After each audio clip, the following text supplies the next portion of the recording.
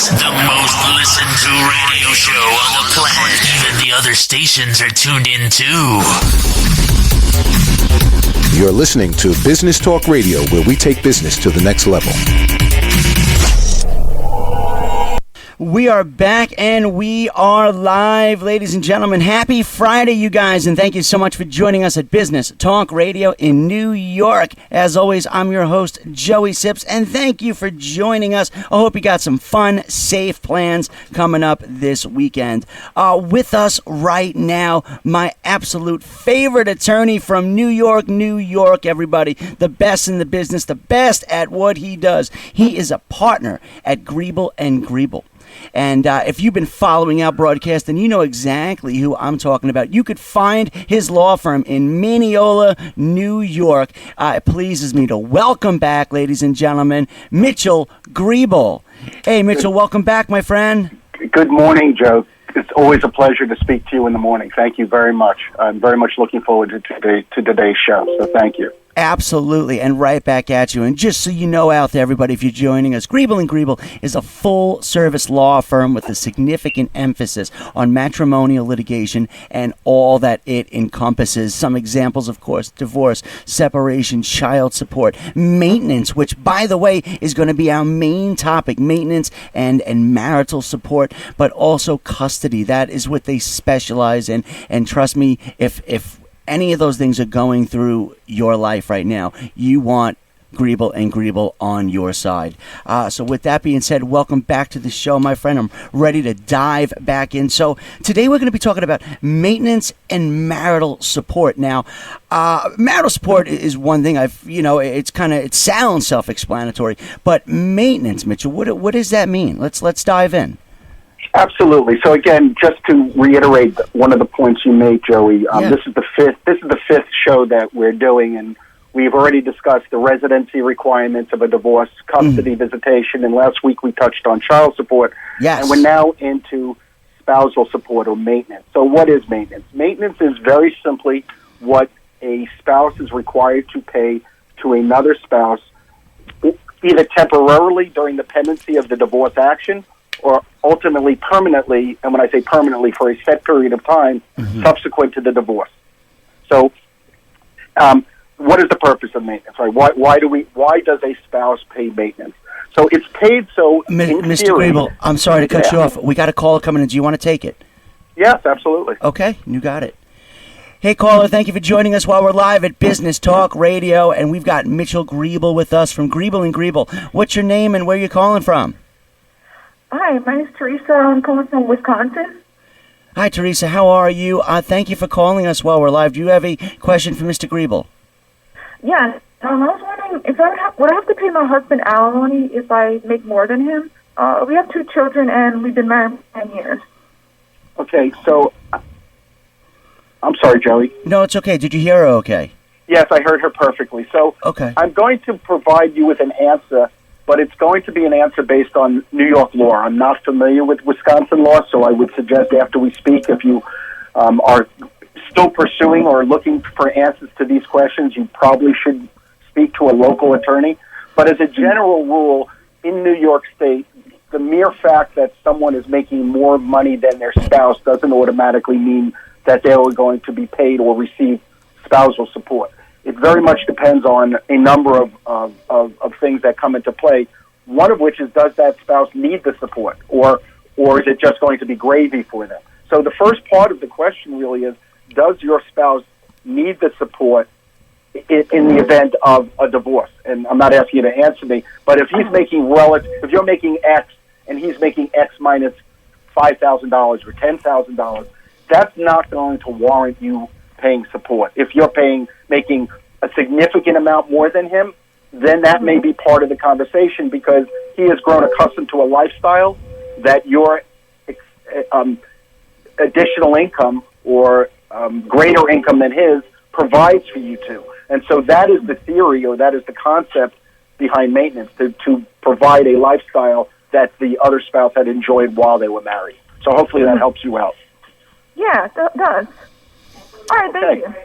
Thank you, Teresa. And just make sure you check that out with your state laws as well, like you said. But thank you. Once again, you guys, 631-569-4576. That is the number. Call us while we're live, and you can ask Mr. Greebel a question. Once again, 631-569-4576. So let's pick up right where we left off, Mitchell. I know we were just in the middle of maintenance. We were talking about maintenance. Exactly, and the question asked actually led into the next topic, and what is the purpose of? What is the purpose, right? So as I was saying to the caller, it's to provide for a similar or same lifestyle that they had while they were married. But the concept behind it is to ultimately get that spouse to a place where they could be self-sufficient.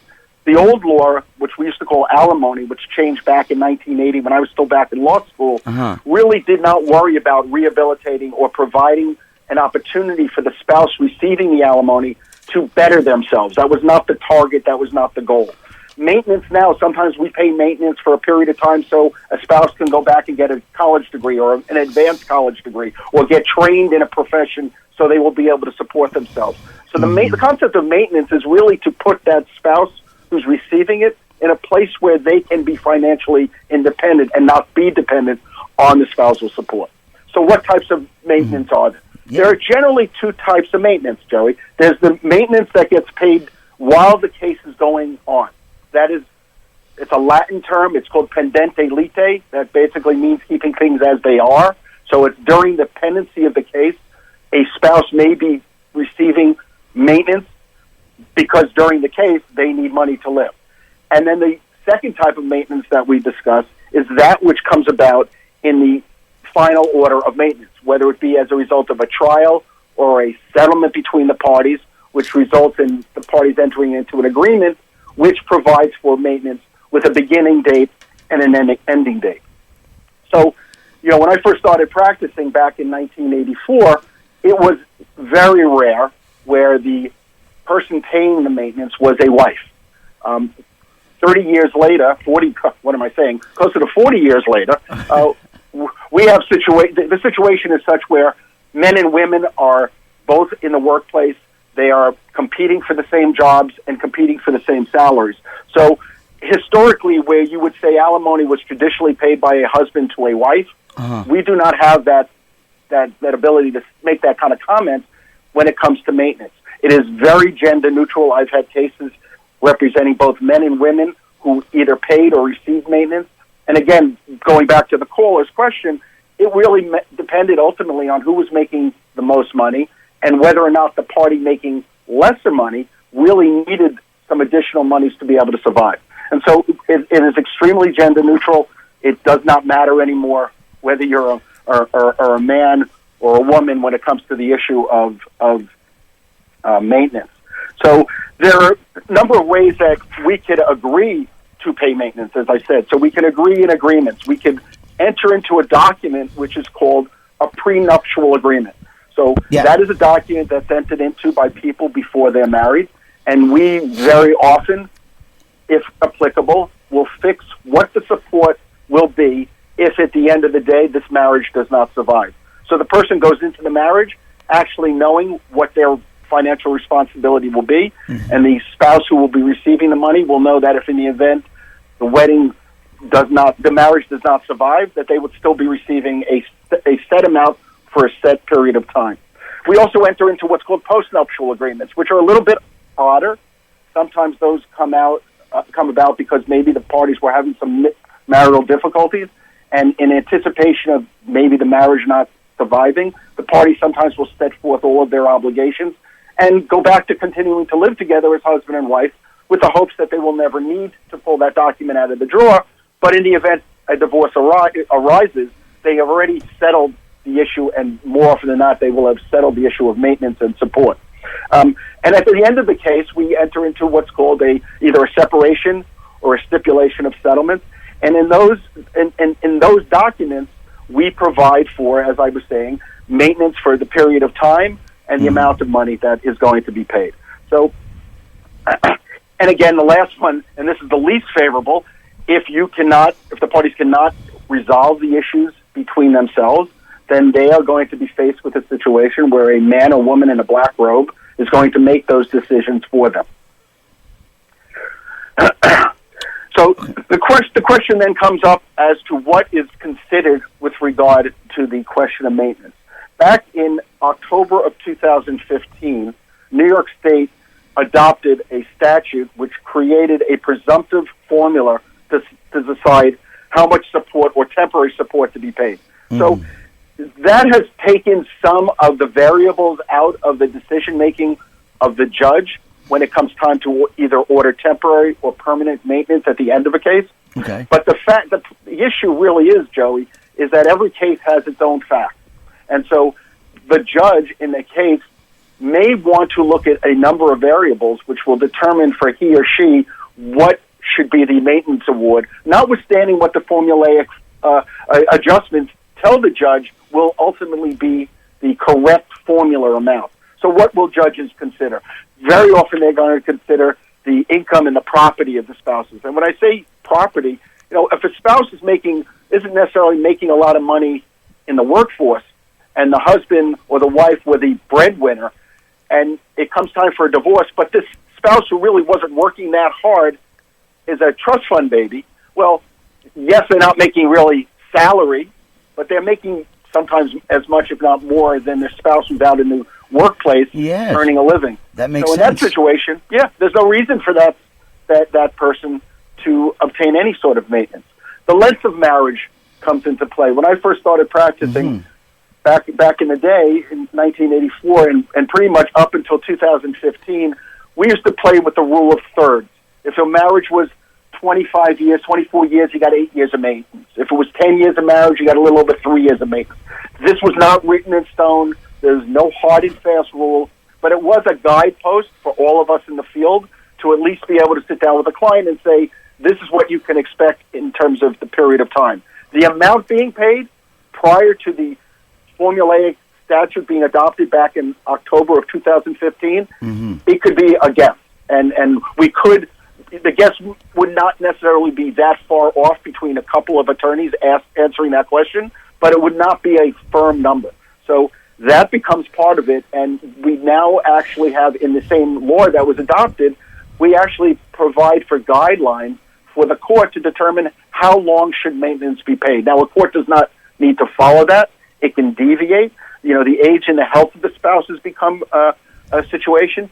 The present and future earnings of the spouses become very significant too. Whereas you can have a spouse who's making a decent salary and the other spouse is making significantly more, but that spouse's job is not going to be there for a length of time. And so we need to supplement that spouse's income so that when they don't have a job, they at least have some money coming in to retrain them to find another career to pursue an ability to make a living. Well, you know what, Mitchell, that makes perfect sense, and I got a couple of questions for you as well, but we're going to continue this. We're just going to take a quick 30-second commercial break, everybody, and once again, my favorite attorney in the world from right here in New York, Mineola, New York. He's a partner at Greebel and Greebel. Mr. Mitchell A. Greebel, the best in the business. You want him on your side if you're going to step into that courtroom, especially for what he practices, everybody. Again, emphasis on matrimonial litigation and all it encompasses.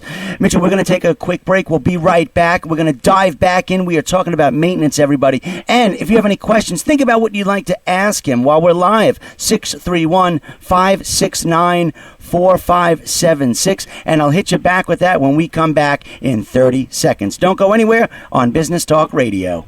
Gittins Quick Sale Realty, the realty company that has a winning track record for getting their customers the properties that best suits their personal and business needs. The company that doesn't put the squeeze on your budget. They specialize in the Queens, Brooklyn, Nassau, and Suffolk County areas. To become a winner, choose a winning team. Win a quick sale with Gittins Quick Sale Realty. Go to GittinsQuickSaleRealty.com. GittinsQuickSaleRealty.com.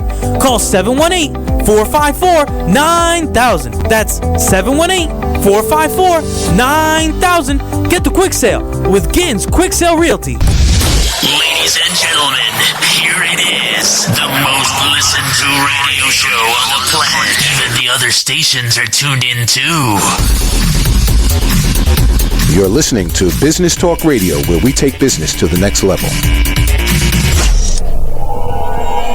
We are back and we are live, ladies and gentlemen, here at Business Talk Radio. And like I gave you the number right before the break, I'm going to give it to you one more time. If you'd like to call in and talk to Mr. Greebel, 631-569-4576. Right out of Mineola, New York. He's a partner at Greebel and Greebel. Welcome back, Mr. Mitchell. Thank you, Joey. I appreciate it very much. Of course, and right back at you. And by the way, to everybody, I can't wait for our future shows as well. You could stay tuned with us. I think in January, you said, right? Yes, start up in January for 8 weeks, starting, I believe it's the first week in January, that Friday.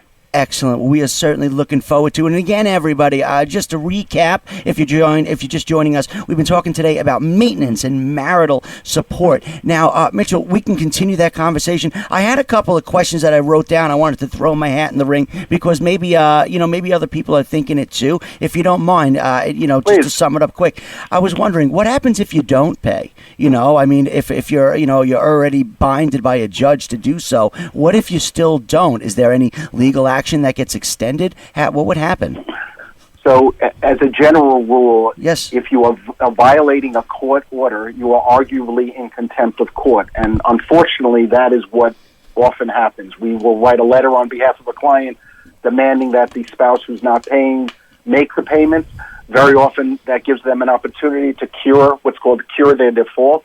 And if they don't cure that default within usually anywhere between 10 and 15 days, which is usually what is provided for in our stipulations, we move for contempt and we ask for legal fees. And contempt can be rather harsh. I talked a little bit about that last week on child support because the penalties are the same. You could be facing anything from incarceration to the loss of your driver's license to the loss of your professional license. Your New York State tax refunds are going to be garnished and paid to the spouse who you're no longer paying.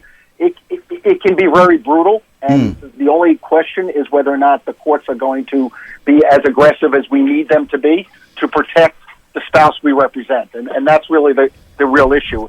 The defense by the spouse who hasn't made the payments is, can they convince the court that their failure to pay was not willful, that it was not an intentional failure to pay, that it was based on finances, the fact that they lost their job, that they've exhausted looking for a job, and they can demonstrate to the court's satisfaction that it's not just a cursory glance at a job want ad. It's truly hitting everything you can hit to try to prove to the court that you've exhausted all aspects of finding a new job. And if you're able to convince the court of that, then you will avoid probably incarceration. You won't avoid necessarily a money judgment against you, but that doesn't necessarily put any money on the table, food on the table for the spouse who hasn't been paid.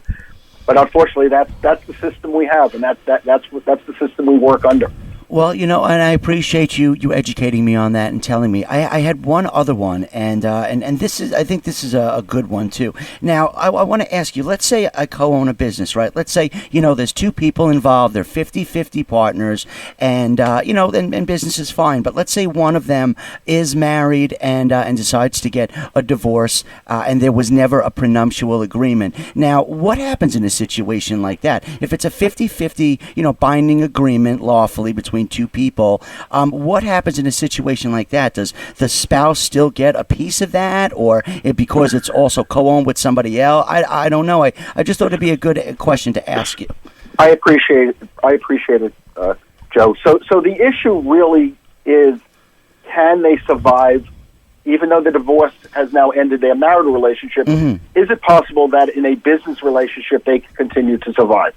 And that's a question, obviously, that only the parties themselves can answer. We as attorneys may say to our clients, that sounds like a crazy idea for you to continue to be engaged like that with your soon-to-be ex-spouse, but I have had situations where people have been able to separate the two. I would suggest that's probably not the typical.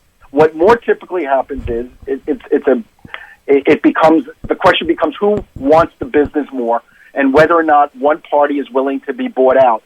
And if all else fails, if the parties cannot agree as to who would be the last person standing, very often the court is left with no choice but to direct the sale of the business, which is not necessarily in anyone's best interest, but there's really not any other way to do it. It's a Solomonistic approach. You're not going to cut the baby in half, though if there's a way to separate the businesses and allow both parties to continue to be in businesses, though not together, the court would certainly consider that, and that's certainly something we as attorneys look at when we are negotiating a resolution to the exact fact pattern that you have set forth, Joey. But it does rear its head quite often.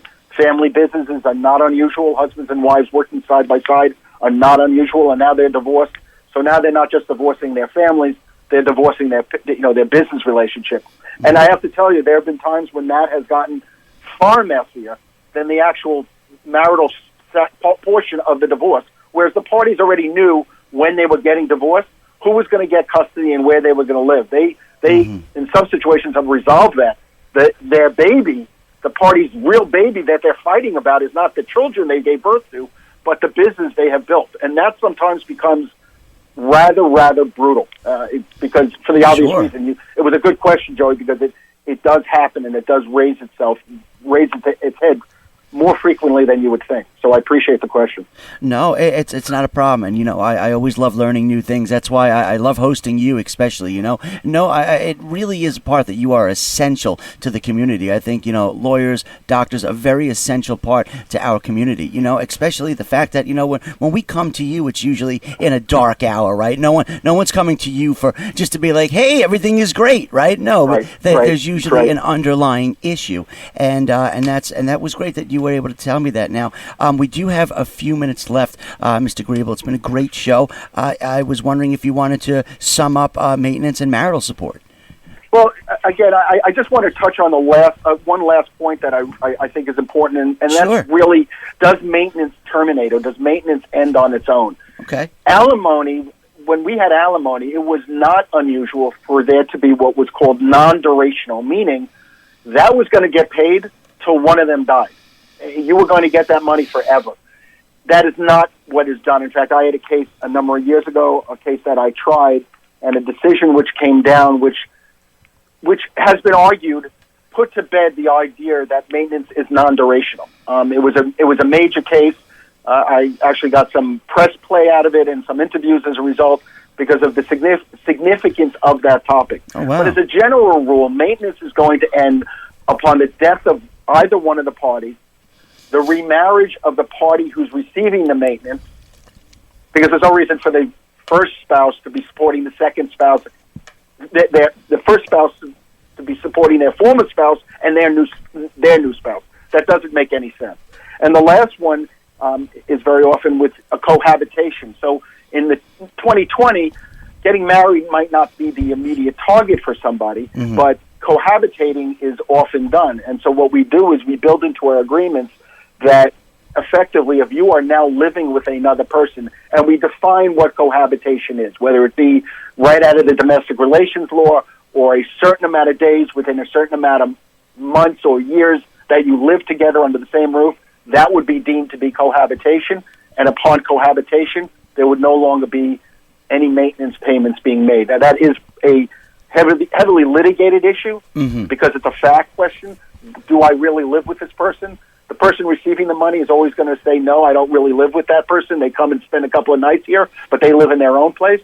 And the person paying the money is obviously saying, no, they live under the same roof. They go back and forth just to avoid the appearance that they're cohabitating. So that becomes, unfortunately, a heated area of a topic of heated area. But it's, the issue of maintenance terminating has firmly been decided, I believe, in New York State, that it is not non-durational. There will be a beginning and an end for the person who's paying that support.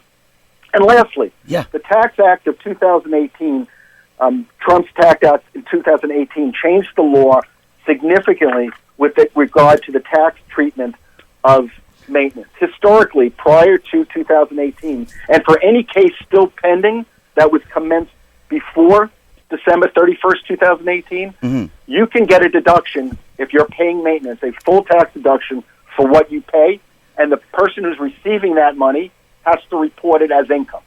As a result of the 2018 change, it is no longer deductible by the person paying it, and it is no longer reportable as income by the person who receives it. So it was a major change, and I will tell you that the courts are still working their way through it because now we have to, what we call tax impact the maintenance payment and reduce it because we no longer get the tax deduction.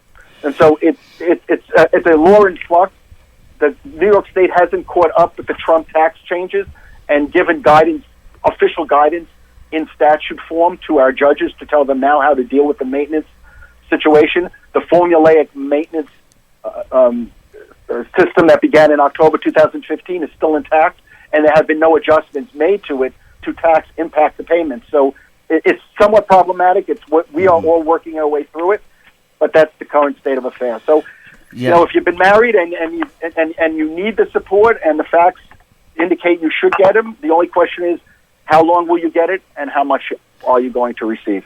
Mitchell, my friend, we are going to leave it there for today. And again, everybody, thank you so much. Mitchell A. Greebel, everybody, partner at Greebel in Mineola, New York, the top of his game and the best at what he does. A full-service law firm with a significant emphasis on matrimonial litigation and all it encompasses: divorce, separation, child support, maintenance, what we were talking about today, and, of course, custody. Trust me, not only do you want them on your side at Greebel, but trust me even more, you do not want to be against them. So get in touch with Mitchell and his staff at Greebel today. If there's any of those significant things going on in your life, this is who you want to talk to. A great show, Mitchell. I can't wait for our next shows in our new year. Hopefully 2021 is much better than what we were dealing with this year. But please send us off, my friend, and tell us how we can get in touch with you for more information. Thank you, Joey. As always, it's a pleasure. So my number is 516-248-7008. On Facebook, it's Greebel. My website is www.greebel.com. Again, 516-248-7008. Everyone stay safe out there. Joey, have yourself a great weekend. Speak to you soon. Right back at you, my friend, and to you and your whole staff. Thank you. And once again, everybody, Mitchell Greebel from Greebel. And just remember, Greebel is spelled Greebel, and that is exactly the website, Greebel.com. Check it out and get in touch with Mitchell and his staff today for whatever you are going through in this realm of law. He's the best in the business, and you want him on your side. But we are going to take a quick commercial break, everybody. When we come back, we got more show for you on Business Talk Radio. Remember, Greebel.com. We'll be right back. Ladies and gentlemen, here it is, the most listened to radio show on the planet. Even the other stations are tuned in too. You're listening to Business Talk Radio, where we take business to the next level.